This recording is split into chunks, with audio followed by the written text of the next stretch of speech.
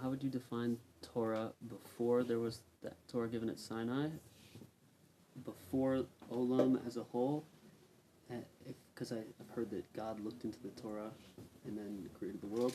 And also, what would we call, if we would call it Torah during the time of Adam and Chava, and also how does it change from then to Abraham and... Okay, the word Torah has many different uses. Even in our times, it has many different uses. You're right to ask, whenever the word is used, you have to check the context and ask yourself, what is it talking about? Now, when you're going back, let's say, before the creation of the world, the word Torah refers to God's plan for the creation. And it can be associated with the text of Chumash. That wouldn't be a terrible thing to do, to think of it as associated with the text of the Chumash. And when it says that he looked into the Torah and created the world, it wasn't because without notes he might forget this and that and get it in the wrong order, so he has to keep notes to make sure he doesn't make mistakes. But it means that the world was created with the Torah in mind, and that it was created in order to make the Torah express itself. Now, I'm just going to take a couple of minutes to insert a very important point here.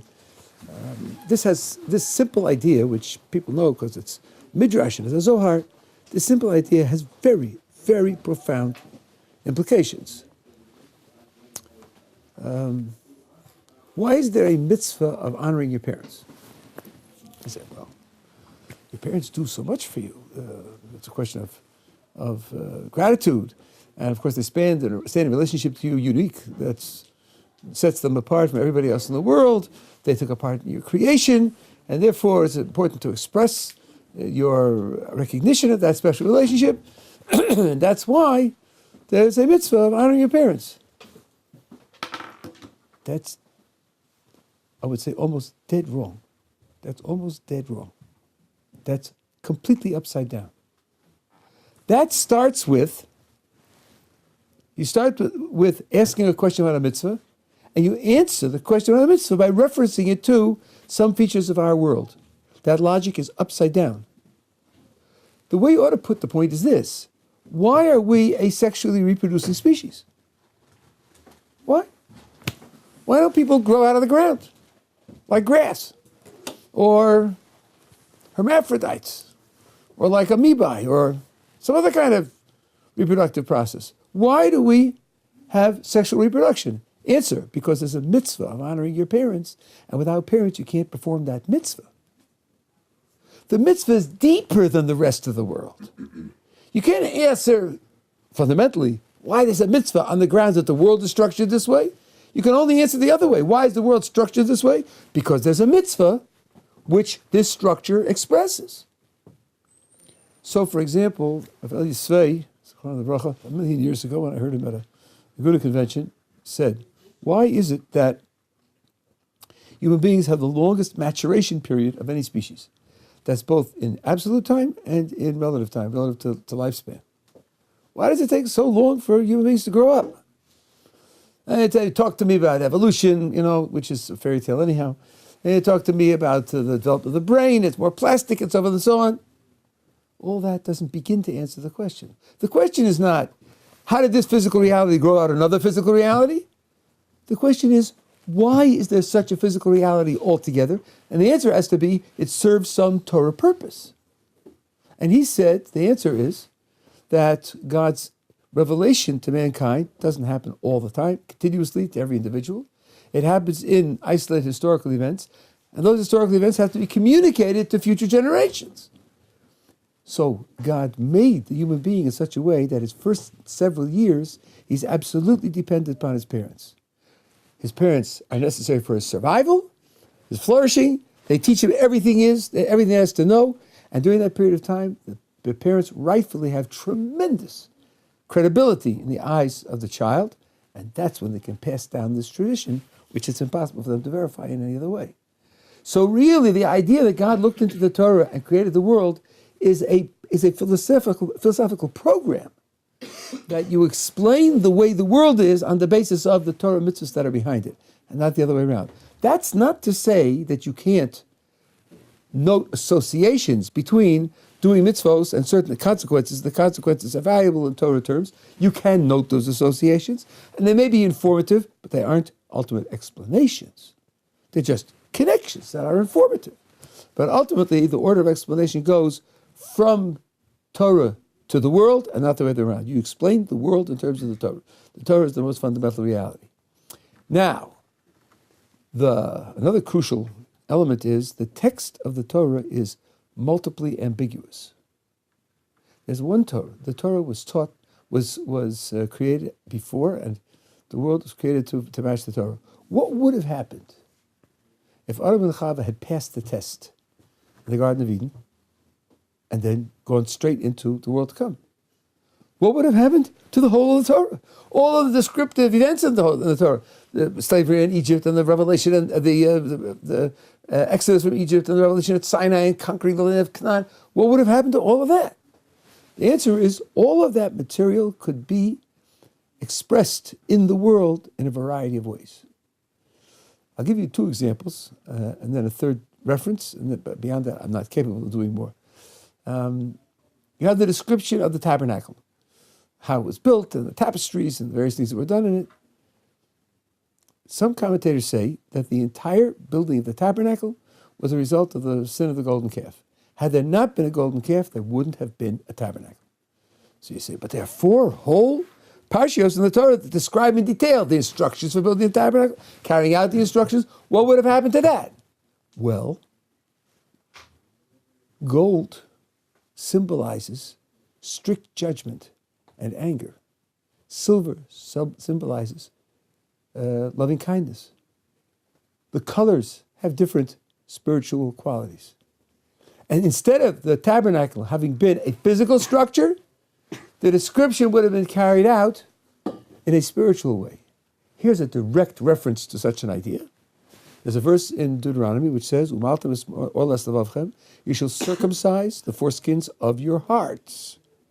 Now, as a matter of fact, the heart is wrapped in a membrane. It actually has a membrane surrounding it. Still, the Torah is not recommending open heart surgery, from which the whole generation would have died, and that would have been the end of Judaism. It's expressing a spiritual idea with a physical reference, with a physical symbol. So if that's true for circumcising the foreskins of your hearts, that could be true for buildings of gold and silver and copper and hooks of silver and tapestries and all the rest. All of it could have been carried out in a spiritual way, not necessarily in a physical way. Now, the Zohar says that in the tree of good and evil and the prohibition for eating from it, and most probably a positive mitzvah of eating from the other trees in the garden in positive sense, some unfortunately talk about that, you have wrapped up all 613 commandments. So if you want to see the existence of the 613 commandments in performance, and you say, well, all Adam had to do was not eat from the tree of knowledge of good and evil and eat from the other trees, what happens to all of those mitzvos? So the Zohar says they were all there. They were all there. Wrapped up somehow in what we read in a few verses as the interaction with the trees, it was all there. So what happens is that the Torah is the blueprint for creation, but it can be applied to the creation or expressed in the creation in a variety of ways. And as history unfolds, it gets expressed one way or another way. The Baal Shem Tov stressed this by saying, he took it from the opposite chronology, but it's the same point. He says the Torah is eternal. That the Torah is eternal means all of it applies all the time to everyone. What do you mean? Exodus took place 3,300 years ago. No, in every human being there's a Paro. In every human being there's a Moshe Rabbeinu. In every human being there's a Mitzrayim that he lives in. In every human being there's an escape from Mitzrayim. It happens over and over again. We relive all the dynamics of Jewish history, each one of us. So each one of us encompasses within the whole of the Torah, the whole of the Jewish people, the whole of Jewish history. It's always all relevant. So now, you talk about Torah in application, that's going to have many, many different dimensions. Now, what happened to the actual mitzvos? Well, Adam had 6 categories. Noach had an extra, not eating flesh of a living animal. Those were absolutely legislated. Then the Jewish people got certain special ones. Circumcision was one. According to some commentators, there were a few others, going down to Egypt. That time, the whole of the world was obligated in the laws that apply to non-Jews, including our ancestors. We had some special commandments that applied to us. The patriarchs kept the rest of the Torah voluntarily, almost all of it. Some of it was practically impossible, but those it was possible, they kept voluntarily. Then came Sinai. Sinai, the whole of the 613 became obligatory for the Jewish people as a whole. And since then, that concept, I think, has been static. Nothing added, nothing subtracted. Since then, it's been static in that way. I hope that sort of gives you a picture of what you were asking about. Yeah. How should one go about finding a new Rebbe when their current Rebbe for a long time is nifter? Funny you should ask.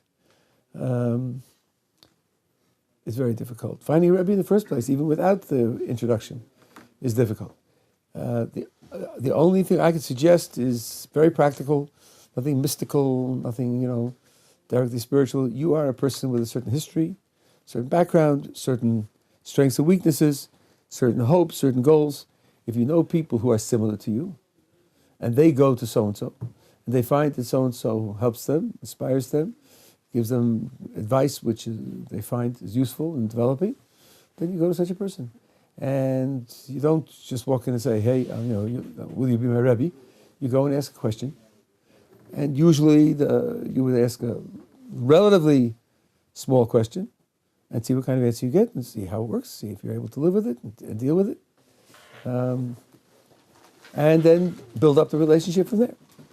What should you do about the past sakin that your nifter Rebbe is given and might contradict with the current? There's no such thing as a psak from someone who's not in this world. It's really all up for grabs.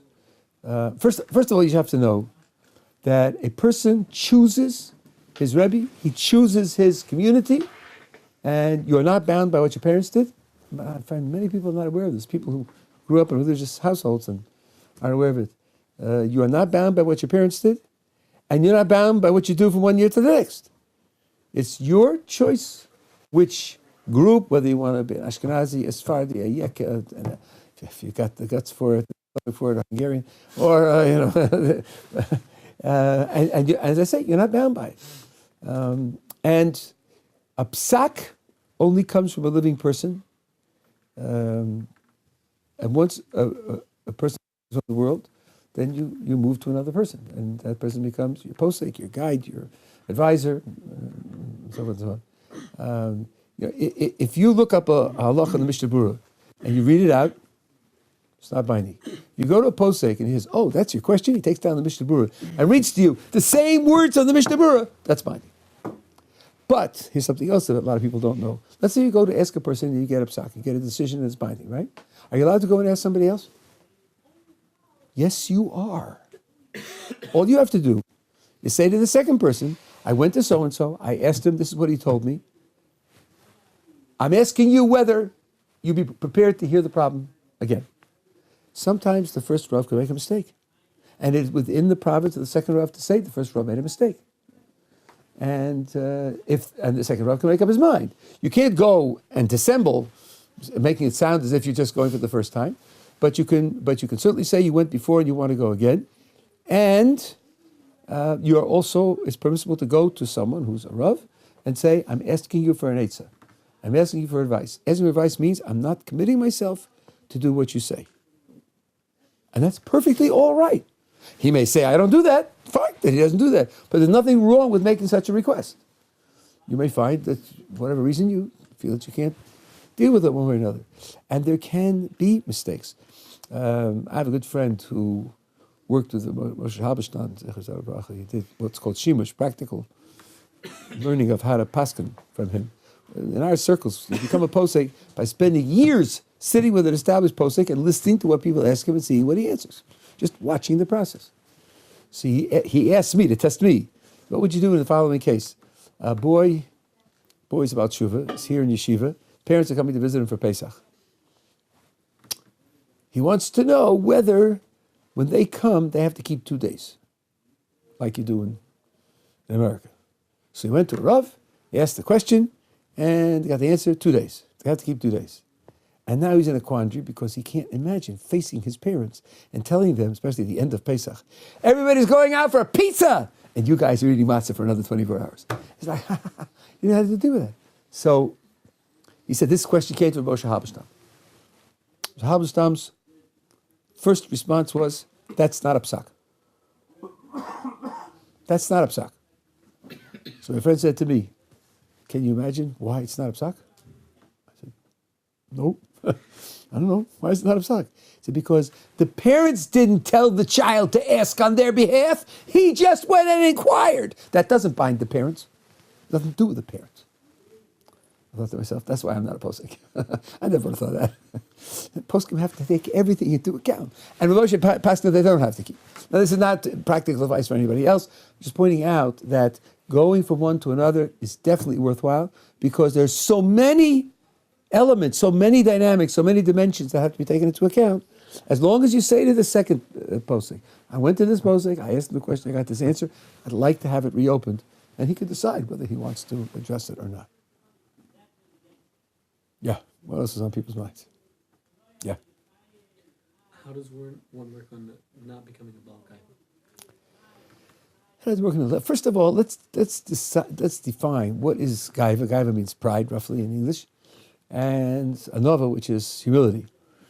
Rav Moshe Chaim Luzzatto in the Mesilas Yesharim, the so-called path of the just or path of the straight, has very interesting definitions of these concepts.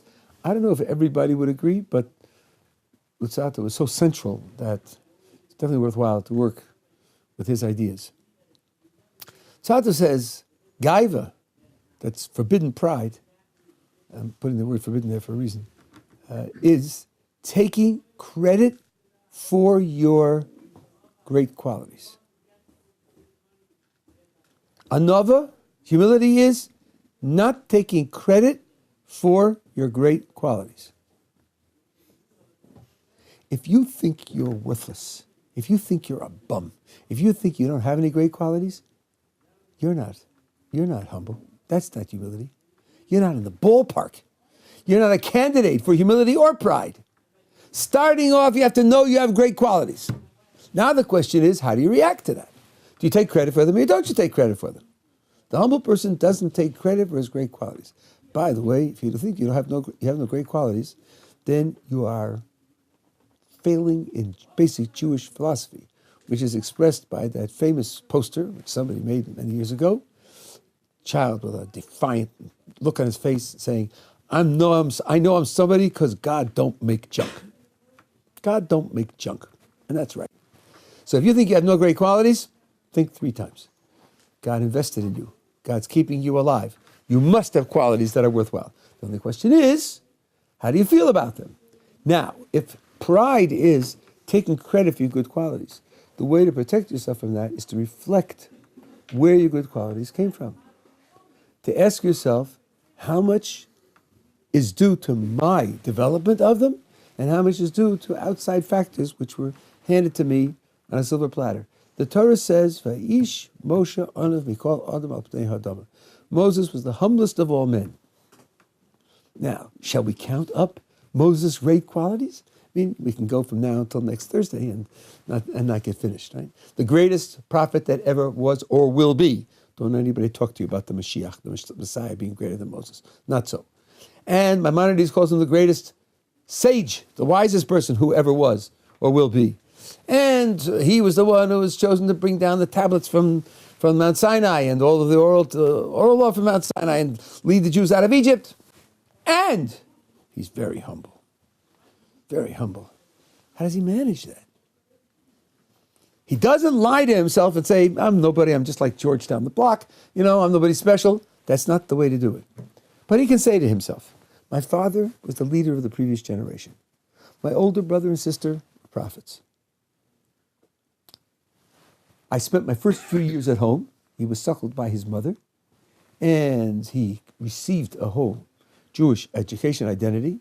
Then he went and was brought up in the palace of a pharaoh, of a king, the king's education. What would you expect from that kind of investment? That he should become a tailor? God invested so much in him.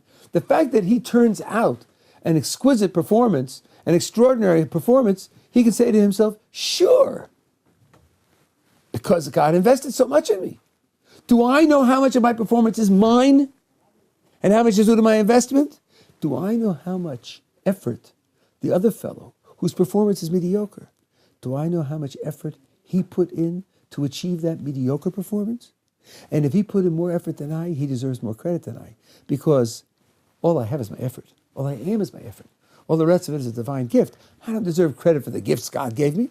I deserve credit for what I do with them.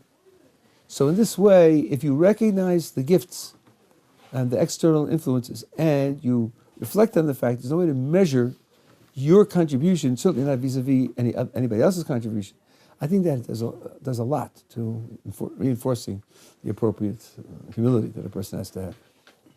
There are many examples of this. The Gemara Tanis says that one of the Amoraim was walking in the market, and he saw a man who was very ugly. Now, the text indicates he was physically ugly. The Pri Tzadik, one of the great Hasidic commentators, said he had ugly character traits and ugly actions. So this Amora remarked, wow, look how ugly he is. And the man overheard him, and he said, you say I'm ugly? Go to the craftsman that made me. Meaning, you think I'm ugly? Blame it on God. Now, the Gemara says, that ugly man was Elijah the prophet. And he was sent to provoke this Amora, to provoke him into making that terrible remark, and to correct him, instruct him that the remark was inappropriate. Pri Tzadik explains the Gemara as follows. The Elijah the prophet, who manifested himself as this ugly man, said to the Amora, let's compare the two of us. You get out of bed in the morning, and your goal for the day is to be perfect. And you put in effort. I get out of bed in the morning, and my goal is to be decent. Just to be decent. You make effort for your goal, I make effort for my goal. Who told you that God appreciates your effort more than mine? There's a ladder of performance from 0 to 100. If you get on at 82 and climb to 92, that's thrilling. There's only 8 steps between you and the top. If you get on at 16 and go to 26, you think, man, the top is lost in the clouds. I can't even see the top. But each one of them moved 10 steps. And each one of them gets credit for 10 steps. That's what the Gemara Tanis is telling us. That's how Moshe Rabbeinu could be humble. And that's the lesson that this Amora was receiving at the hands of Elijah the prophet. Don't judge anything by, I'll tell you. How did Moshe explain that? Don't do anything by the level of your absolute performance. One of the Amoraim died, and then he was brought back. And they said to him, what did you see while you were there? And he said, I saw what the world to come looks like, and it's an upside-down world. The people who are above here are below there. The people below here are above there. And one way to learn it is that the Torah scholars here who are despised and looked down upon and aren't appreciated, who are on the bottom here, and the rich people and influential and powerful people on the top, there it's opposite. Of Moshe, I know it was in his parish, in the Chumash or someplace else, he says, I think he based it on one of the Rishonim. He says, that's too obvious. That's too obvious.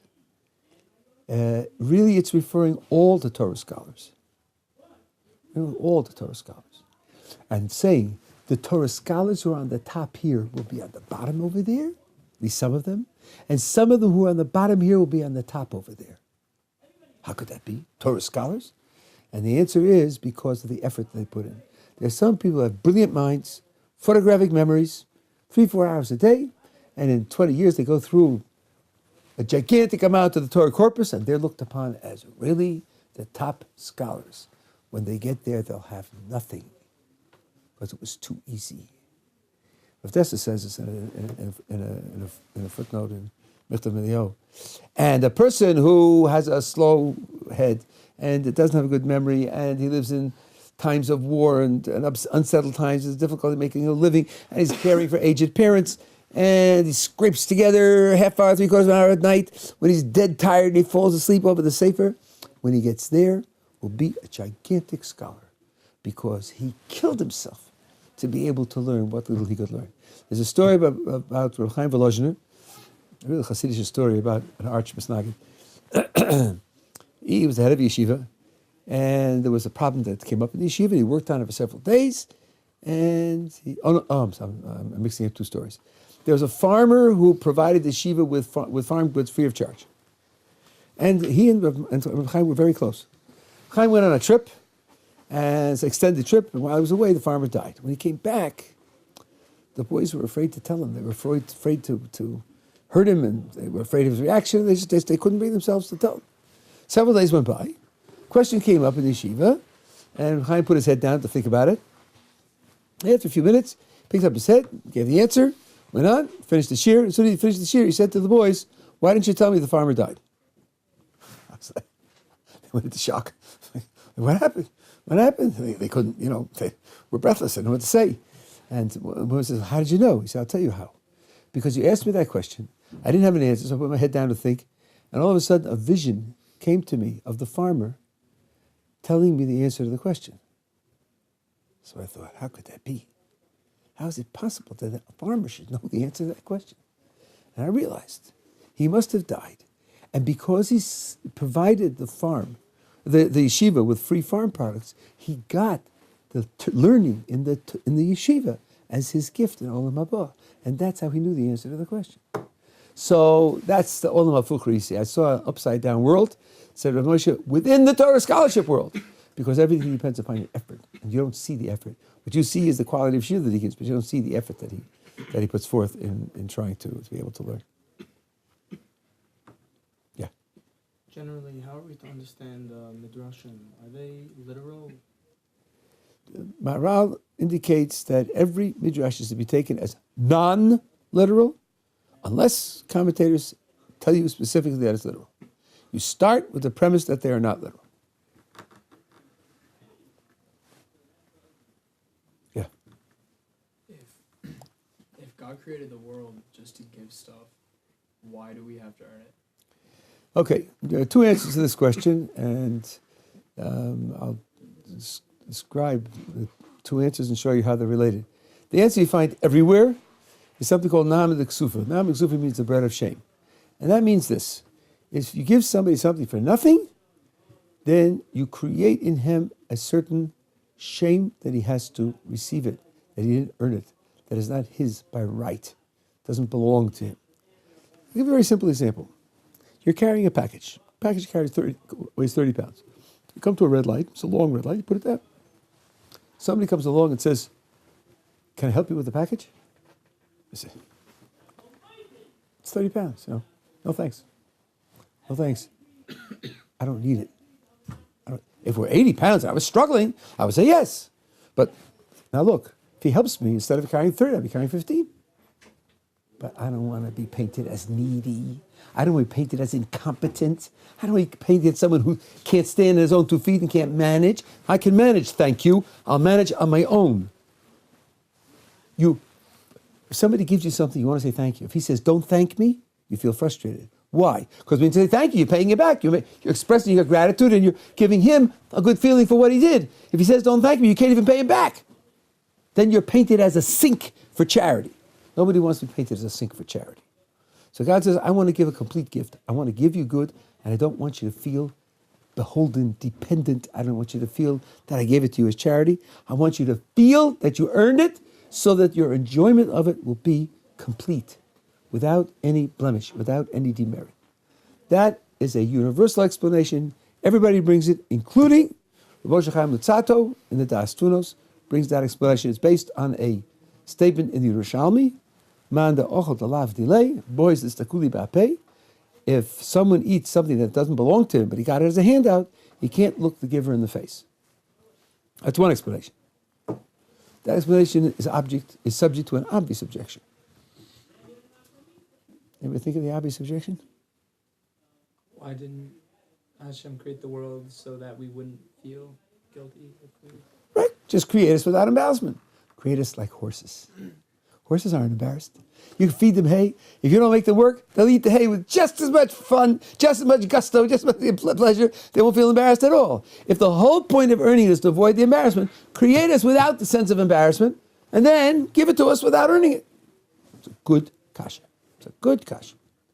That's very interesting. Now, the way of God, in the Derech Hashem, second chapter, when he talks about this question, why did God create the world and give us free will and so forth and so on, he gives a whole explanation, and these words aren't mentioned at all. They're not mentioned, they're not implied, they're not hinted at. He gives an entirely different, independent explanation.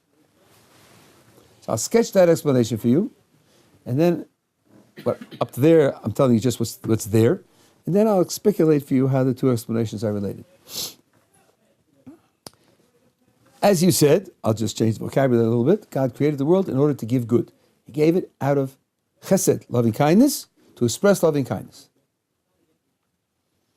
Okay, but God is perfect. He's not going to give a halfway good. He's not going to give a fractured good. He's not going to give an incomplete good. He's going to give the best good. Now, Lutzato says, well, he is the best good. He's perfection. Nothing gooder than that.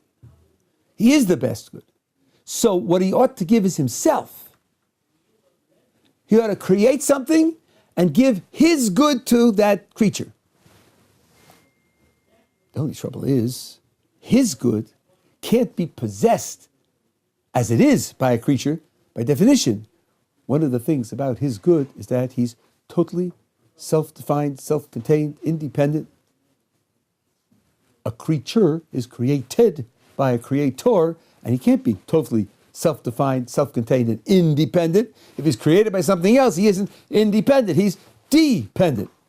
Okay, says Lutzato, then what God does is he sets up a situation in which the creature can have as much of God's good as a creature can have. In that way, he'll be benefiting that creature with the maximum amount of good. Okay, that means, I'm skipping a little, that means think of the elements of God's good, God's perfection, and see what you can copy over into the creature so as to give him at least as much of that good as that creature could have.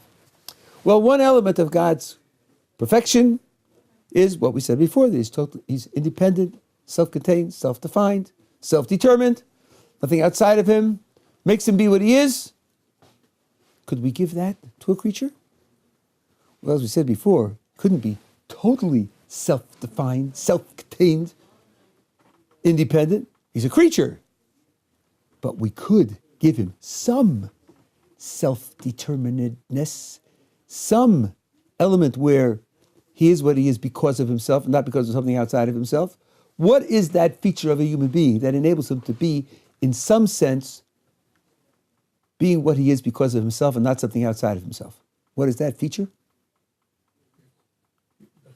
Free will.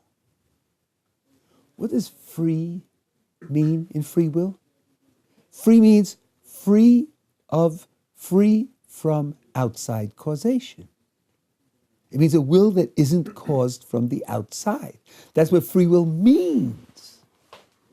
Therefore, free will is the definition of what it is about the human being that's God-like. God is what he is because of himself and only because of himself. Absolutely only because of himself. To be like God in that respect means there has to be something about the human being that the human being is because of himself and not because of anything outside of him, including God.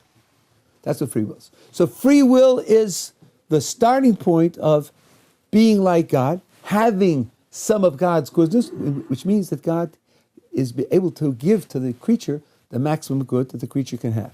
Now, it's not only free will itself, but it's how free will is used. All the moral and spiritual virtues, like loving kindness, like justice, like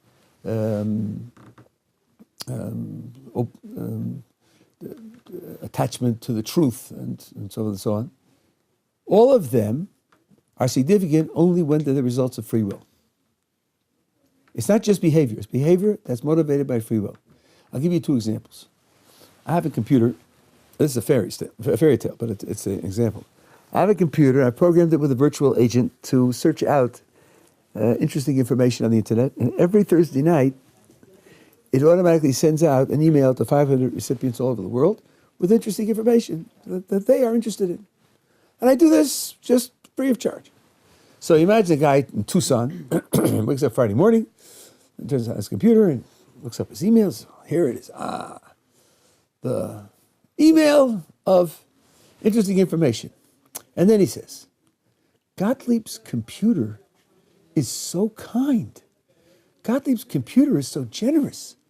Gottlieb's computer is so sensitive and caring.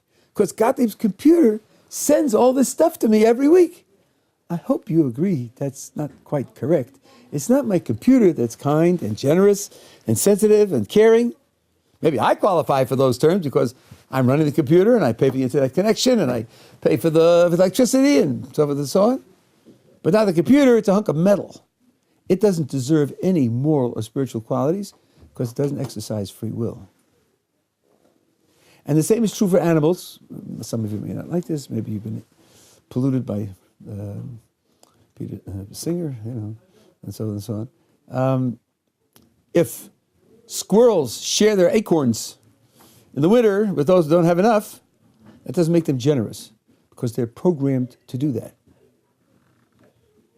They're programmed to do that. And if that bothers you because you're infected by, dare I say it, liberal politics, then ask yourself this. When a lion chases down a gazelle and kills it, rips it to pieces and eats it, is the lion evil, cruel, wicked? No, it's just instinct. Because you don't want to blame animals for anything, right? Well, if you can't blame them, you can't praise them either. Either they're part of the moral picture or they're not part of the moral picture. They do things that are destructive, and you say they're only animals, just following their instincts. They do something that's generous and kind, where the action shares, it's also just following their instincts. They don't deserve any positive moral descriptions either. These qualities only apply when they're the result of free will. So in order for a human being to be kind, to be generous, to be just, to be caring, and all the rest, that's all built on free will. So free will now is the way in which a human being can have some of God's greatness, God's perfection. When he has some of that, he's receiving the greatest possible good that he can receive, and that's how God delivers the greatest possible good. And notice that in this description, we said nothing about being embarrassed. The reason you have to earn it is because if you don't earn it, you're not God-like at all. You're just a slightly smarter squirrel, as the evolutionists would have you believe. So this explanation isn't subject to the objection, create us without the ability of embarrassment, and therefore we could get away without it. You won't be like God unless you earn it on your own. That's what he says there. Now, since the second explanation is not subject to the objection, I think that it's a superior explanation. I think that's pretty much agreed upon. How are the two explanations related? Now I'm speculating. Where does the embarrassment come in? Where does it come from? The embarrassment that I get something for nothing. Because somehow, intuitively, instinctively, I feel I don't want to be painted as a sink. I want to be able to stand on my own 2 feet and know that I earned it on my own. I think that's the soul's recognition of the fact that it could become godlike. And it can only become godlike if it earns it on its own. And when you get something for nothing, that's cutting your legs off. It's cutting out from under you. The only thing that makes you into something significant, it gives you a grip on being godlike. So the feeling of embarrassment is the feeling of, I'm not what I need to be. I'm not what I'm meant to be. I'm not what I have to be. So the description of embarrassment, the feeling of embarrassment, is just the emotional expression of the deeper idea, which is in Luzzato's chapter 2 of The Way of God. I will end with a remark that my oldest son made to me, who understands these things much better than I do. The quote from the Yerushalmi, Man de'ochel alav delay, boys l'stakuli be'apei. He who eats that which is not his own is embarrassed to look the other in the face. He said to me, why are you so focused on the word embarrassed? Why don't you look at the fact that it says he can't look the other in the face? In Kabbalistic writings, the essential relationship is face-to-face. Panim b'panim, face-to-face. There are all sorts of relationships, but that's the essential relationship. Panim b'panim means there has to be an essential sharing. There has to be an essential sharing. Two opposites can't have a face-to-face relationship. If that's the case, if God is giving and I'm just receiving, there can't be a face-to-face relationship. That's the failure. The failure is that you can't get into that face-to-face relationship unless you share an essential similarity. And you can only share an essential similarity if you've earned it on your own. So this in you is yours because of you yourself, just like God is what he is because of him himself. In that way, you share that quality and you can relate face-to-face. That's a way to explain why we have to earn it without being subject to the objection that we could have been created without the ability for embarrassment. How is one to relate to the state of Israel and its policies? Well, first of all, if you have any background in democracy, you know very well that it's perfectly appropriate to be a loyal citizen and to oppose policies. And you can oppose policies in quite drastic ways. You are not required to endorse the policies of the government. In fact, what the opposition parties do while the government is being run is to work their best to bring it down and make sure that they fail, so that they can take credit and they can run the country. So you certainly don't have to agree with the policies. I'm not saying which policies, but any policies. That's part of democracy. Indeed, in the United States, I don't know how many other democratic countries have inherited this idea. There's an idea of civil disobedience. And civil disobedience in the United States is quite a subtle idea. People will go into streets, sit down, block traffic, or take over public buildings and be hauled away by the police and charged and put in jail. They do this in order to dramatize their commitment against what the government is doing on the grounds that they feel that the government is doing evil. Now, they're breaking the law and they will be punished. But the attitude of the country toward them is, how shall I say, tolerant. The idea that people can break the law to dramatize their objection is an important leverage so that people can hear that there's something to think about, that it's not simple, that the thoughtful people have a commitment against it. By the way, have you heard in the Middle Ages of the court jester? Do you know what his function was? His function was to express criticism of the king. Because you couldn't criticize the king. That was disloyal. They would kill you. The jester did it in jokes. You could do it in jokes because it's only jokes.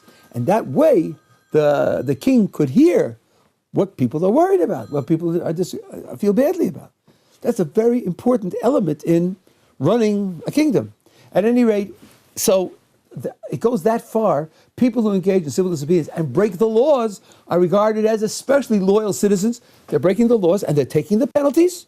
They're going to go to jail because they want to express their profound condemnation of something that they think is immoral. So there's absolutely nothing wrong with doing that. When it gets to a certain degree of extremity, there were people, I remember the Vietnam War, I'm very ancient, where people felt they had to leave the country because just being there, just paying taxes was too much complicity with the country, and then they felt that they couldn't be part of it. And in this country, you have people like that as well, who won't participate in anything that the country runs as a state because they feel that they have to dissociate themselves from it entirely. So that's another degree.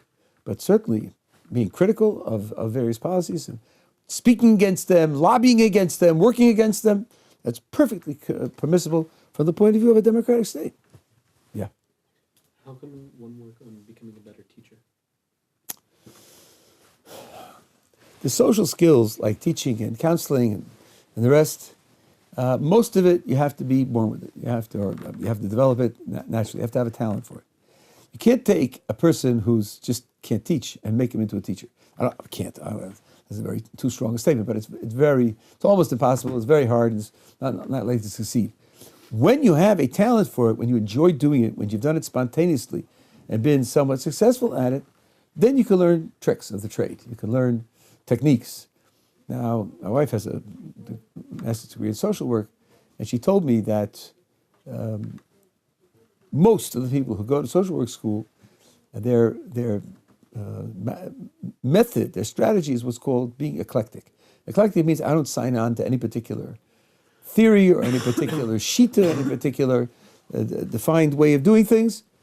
I learn all these classes. I see all these different techniques. When I find a technique that's useful for me, when I find a technique that I can identify with and say, yeah, I could do that. So then you take it and assimilate it into your own. The very fact that you're interested in it and already talented in it means you're not a nobody. You'll benefit from having more techniques up your sleeve. But you're the one to decide which ones you think you can amalgamate into what you're already doing and which ones you can't. But most people who end up being teachers find that they were teachers automatically. When when I went to college, I took my first philosophy course as a freshman, and one of the students was having trouble. So I said, come with me, meet me a certain place, and I'll try to explain it to you. Because I was doing okay. And then a second one asked me, and a third one asked me. No, 6 or 7 who had asked me. So I said, look, come at a certain time, we'll sit together and I'll go over the material for you, And I became like a teaching assistant as a freshman. because I was always a natural teacher. I always enjoyed it. And I got more and more experience doing that. By the way, the same is true with public speaking. Public speaking, the more often you speak, the better it will be. I know many people, including some of my children, who were quite rough at the beginning, but I encouraged them, just do it. Just do it. Whenever you have an opportunity, speak.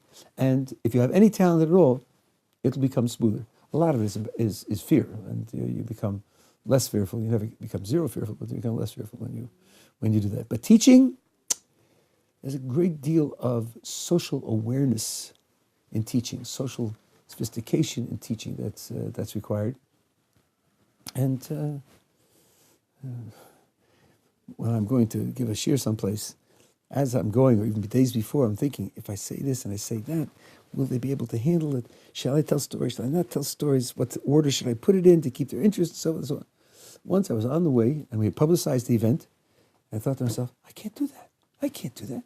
That's dead wrong for them. They'll never be able to take it. On the way there, I said to the guy, call him up and tell him I'm doing another topic. I just realized it wouldn't work. So that's part of what goes into teaching.